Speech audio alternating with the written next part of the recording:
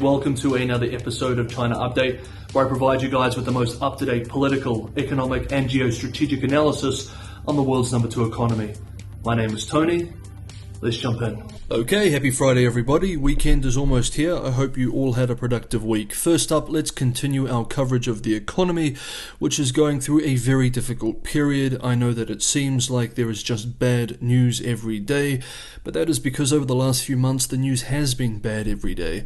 If and when there are improvements to the economic situation, we will of course cover it, but for now it's in a very poor state of affairs.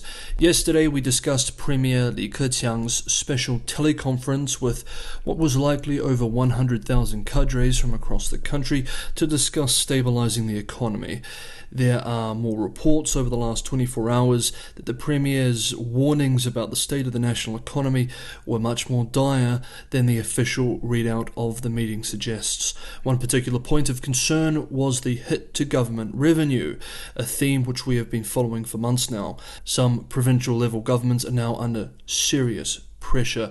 Of course, with the housing crisis, many localities had already seen massive hits to revenue due to land use sales income drying up. Hong Kong media reports that some local authorities have also asked the State Council for permission to borrow money. Premier Li revealed that some parts of the Yangtze River Delta region, the beating heart of the national economy, which hugs Shanghai still under lockdown, more on this shortly, reported a frightful 32% collapse in government revenue in April versus an average decline of 6% nationally.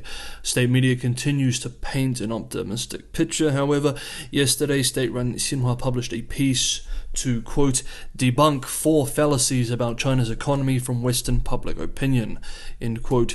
These are listed in the article as, now quoting the article, Myth 1, foreign capital accelerates its withdrawal from China. Myth 2, China's economic slowdown is out of control. Myth 3, China exacerbates the global supply chain crisis. Myth 4, China creates a debt trap. Now let's continue with the economy. One alternative data point economists use to judge the health of the Chinese economy is steel prices. Now steel, a major construction material from October, delivery traded at $674 a ton on Thursday on the Shanghai Futures Exchange, the lowest level this year. Stockpiles at factories are also at their highest level since March 2020.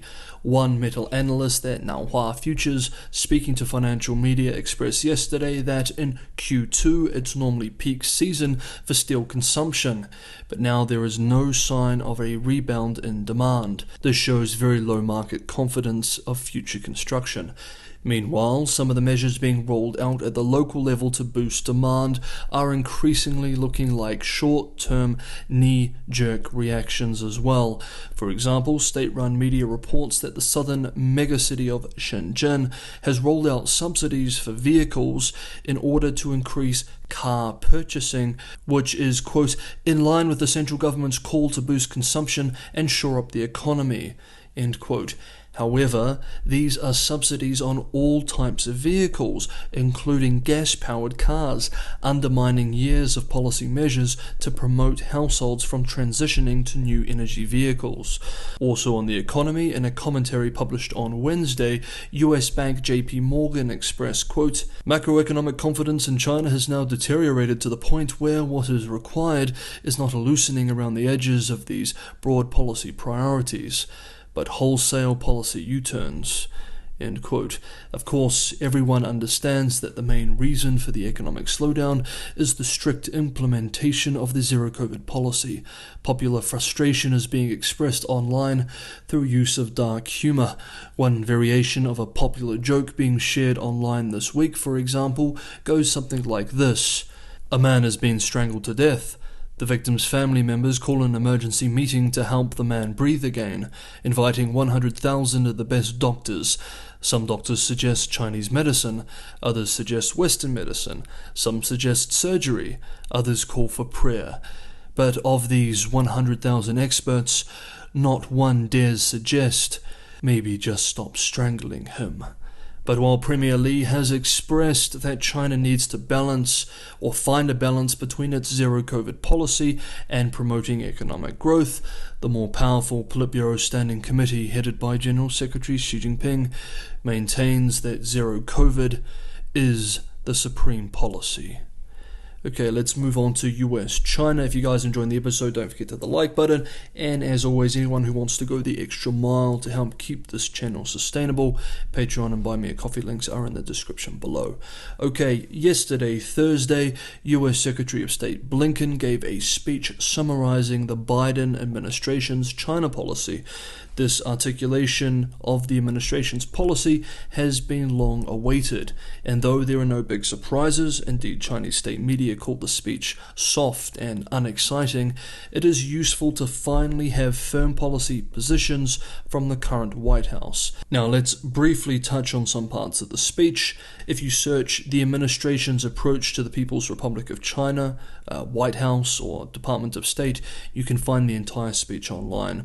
Secretary of State Blinken expressed, now quoting the Secretary of State, to succeed in this decisive decade, the Biden administration's strategy can be summed up in 3 words: invest, align, compete. We will invest in the foundations of our strength here at home, our competitiveness, our innovation, our democracy. We will align our efforts with our network of allies and partners, acting with common purpose and a common cause. And harnessing these 2 key assets, will compete with China to defend our interests and build our vision for the future. The United States does not want to sever China's economy from ours or from the global economy, though Beijing, despite its rhetoric, is pursuing asymmetric decoupling. He then also spoke on Taiwan policy, saying, "On Taiwan, our approach has been consistent across decades and administrations. We oppose any unilateral changes to the status quo from either side.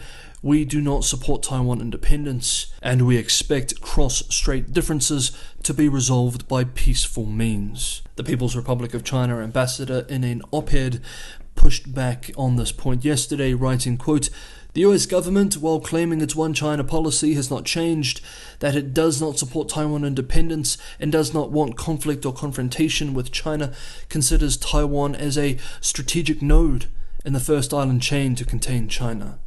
End quote. Now let's finish by looking at the lockdown situation. The situation still looks optimistic for Shanghai, which is gradually easing day by day, and with an early June timeline for opening up still in place.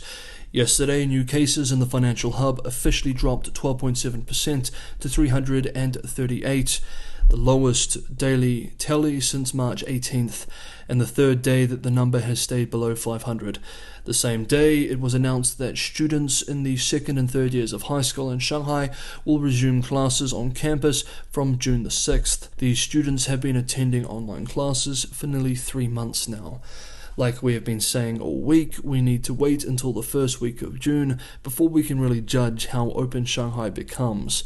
But after 2 months of devastating lockdowns and much anger from many residents in Shanghai, things are looking more optimistic.